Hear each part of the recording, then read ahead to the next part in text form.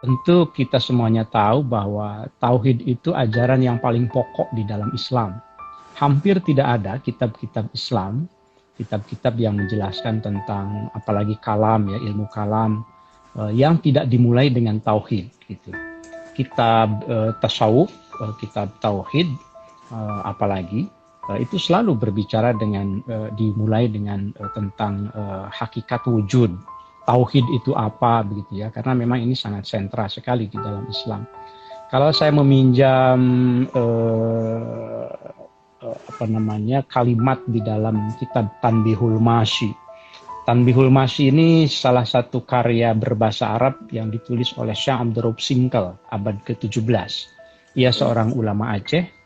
Ia pernah menjadi Qadi Malik Al-Adil di Kesultanan Aceh, dan di masa hidupnya ia memberikan sumbangsi yang luar biasa terhadap peradaban Islam Aceh ya khususnya, dan peradaban Islam Nusantara pada umumnya.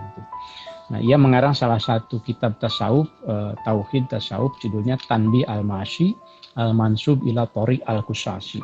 Ia menjelaskan bahwa awwalu wajibina alaika tauhidul haqqi subhanahu wa ta'ala. Yang pertama-tama wajib buat kalian itu, buat engkau itu memang ya tauhidul haqqi, mengesahkan al-haq, mengesahkan yang maha benar, mengesahkan yang maha suci, yang maha tinggi, wa tanzihuhu, dan meyakini transendensinya. Tentu ekspresinya itu adalah antara lain bi kalimati la ilaha illallah, dengan nafi isbat kalimat la ilaha illallah. Ini kalimat pertama yang kalau saya jumpai di karya-karya tasawuf itu memang selalu awal wajibin itu ya tauhidul haqqi. Nah, yang menarik adalah bahwa kata tauhid, kita paham semuanya bahwa Cak Nur sendiri di dalam karya-karyanya itu kan menjelaskan lebih dulu ya tentang konsep tauhid ya. Tauhid, kemudian tasrifnya itu kaitannya dengan kata wahid misalnya. Tapi yang ingin saya sampaikan di sini, at-tauhid itu yang dijelaskan di dalam karya-karya para ulama Nusantara, itu hati-hati sekali didefinisikan bagaimana cara memahami kata tauhid yang benar. Tauhid dalam bahasa Arab itu berasal dari kata wahada yuwahidu tauhidan. Sulasi mazid ya, kata wahid tetapi kemudian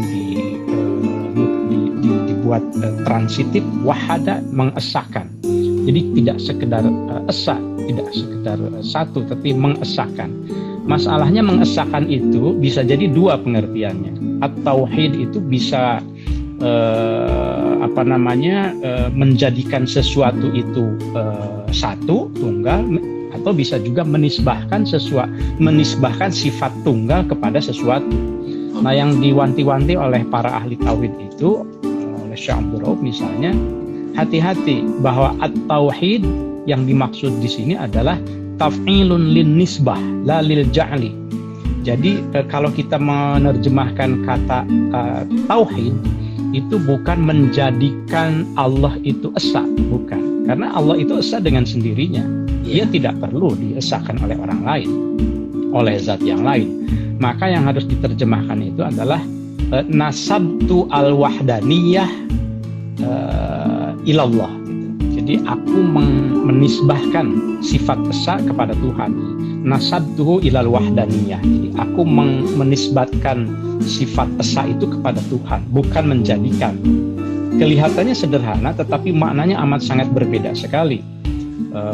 Makna tauhid dengan pengertian nasabtuhu ini kalau dalam bahasa Arabnya. Kalau untuk khalayak umum barangkali ya kira-kira menerjemahkannya seperti itu, bahwa kita itu memberikan atribut esa, bukan menjadikannya, tetapi menisbahkan Allah kepada sifat esa.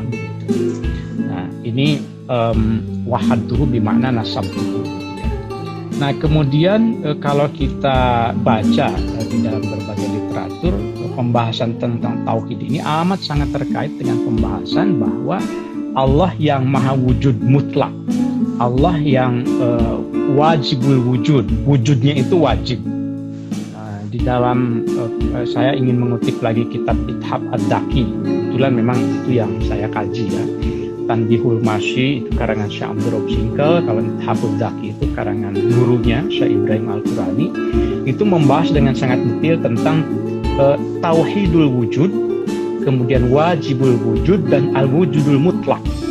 Kalau kita mau bicara tauhid, maka kita harus meyakini bahwa Allah itu, Tuhan itu adalah wujud yang mutlak. Mutlak dalam hal kebenarannya, mutlak dalam hal irodatnya, kehendaknya, mutlak dalam hal segala-galanya. Tidak bisa diintervensi oleh siapapun kemutlakan Tuhan itu. Nah, kebenarannya juga kebenaran mutlak. Maka ketika kita bertauhid, satu hal yang ini juga yang digarisbawahi oleh Cak Nur, saya kira, bahwa kita itu menghambakan diri hanya kepada kebenaran gitu. Ini tauhid yang semacam ini, kemudian kehebatan Cak Nur yang kalau saya baca itu kemudian menerjemahkannya ke dalam konteks kekinian, konteks kehidupan kemanusiaan, bahwa ketika kita sudah menghambakan pada al-haq, yang itu adalah turunan dari tauhid, maka tidak ada lagi kita tunduk pada ketidakbenaran. Tidak ada lagi kita tunduk pada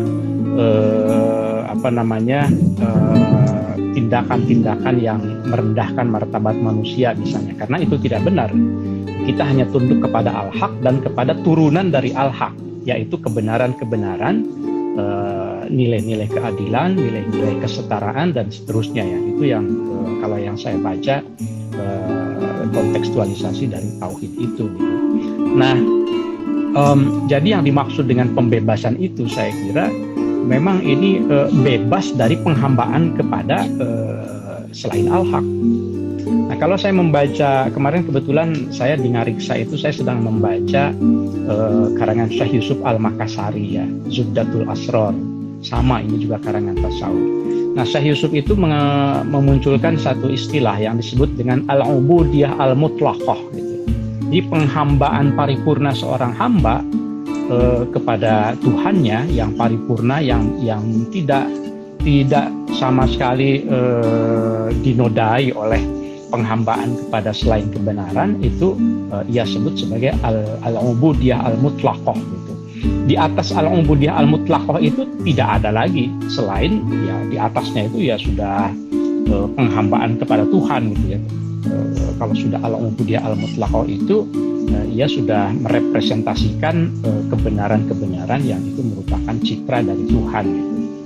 Nah, kira-kira pembebasan yang saya pahami kan seperti itu. Lalu apa kaitannya dengan puasa? Ini puasa ini kan salah satu intinya adalah pengendalian diri ya. Maka tauhid ini yang tadi sudah kita jelaskan bermakna pembebasan dari penghambaan terhadap selain pada kebenaran.